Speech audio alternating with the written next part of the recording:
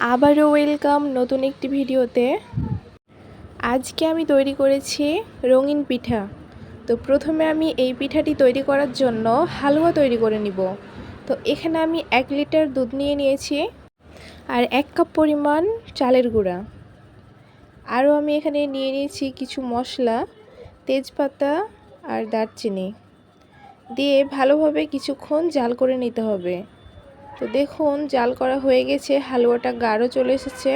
এখন আমার হালুয়াটা তৈরি হয়ে গেছে। এখন আমি একটি পাত্রে তুলে নিব।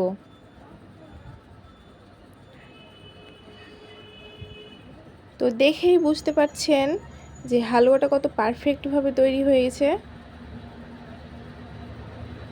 তো এখন আমি পিঠাটি তৈরি করার জন্য ময়দা ও ডিম দিয়ে একটি ব্যাটার তৈরি করে নিব।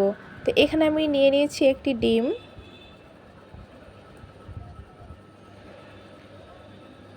স্বাদমতো চিনি, স্বাদমতো লবণ দিয়ে কিছুক্ষণ এটা বিট করে নিব। একটি হ্যান্ড উইচের মাধ্যমে কিছুক্ষণ সময় নিয়ে একটু বিট করে নিব।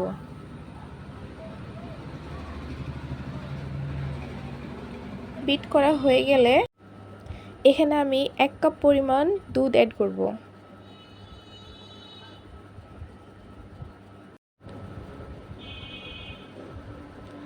দিয়ে দিলাম 2 কাপ পরিমাণ ময়দা। ময়দাটা অল্প অল্প করে এখানে অ্যাড করে নিব। তো দেখুন ব্যাটারটি তৈরি হয়ে গেছে।